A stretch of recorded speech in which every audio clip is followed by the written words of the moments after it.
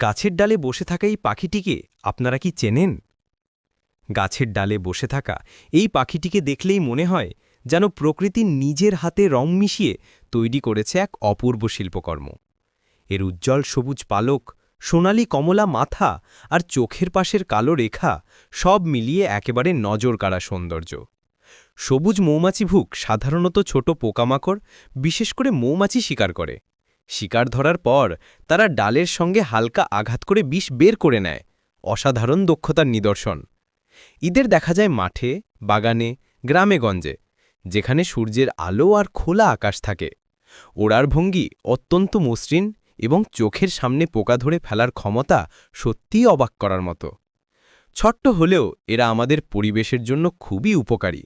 পোকামাকড় নিয়ন্ত্রণ করে প্রকৃতির ভারসাম্য বজায় রাখতে সাহায্য করে। এই প্রতিবেদনটি আপনাদের ভালো লাগলে এই সব পাখিদের জীবনী এবং এদের সম্বন্ধে আরও জানতে দয়া করে পেজটিকে ফলো দিয়ে রাখুন এবং বন্ধুদের মাঝে শেয়ার করে দিন। গাছের ডালে বসে থাকা এই পাখিটিকে আপনারা কি চেনেন? গাছের ডালে বসে থাকা এই পাখিটিকে দেখলেই মনে হয় যেন প্রকৃতি নিজের হাতে রং মিশিয়ে তৈরি করেছে এক অপূর্ব শিল্পকর্ম। এর উজ্জ্বল সবুজ পালক, সোনালি কমলা মাথা আর চোখের পাশের কালো রেখা সব মিলিয়ে একেবারে নজর কাড়া সৌন্দর্য। সবুজ মৌমাছিভুক সাধারণত ছোট পোকামাকড়, বিশেষ করে মৌমাছি শিকার করে।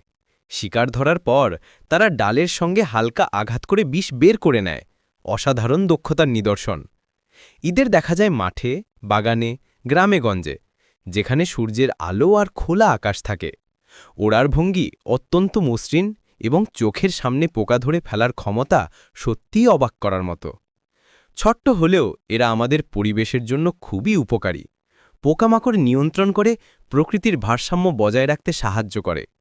এই প্রতিবেদনটি আপনাদের ভালো লাগলে এই সব পাখিদের জীবনী এবং এদের সম্বন্ধে আরও জানতে দয়া করে পেজটিকে ফলো দিয়ে রাখুন এবং বন্ধুদের মাঝে শেয়ার করে দিন।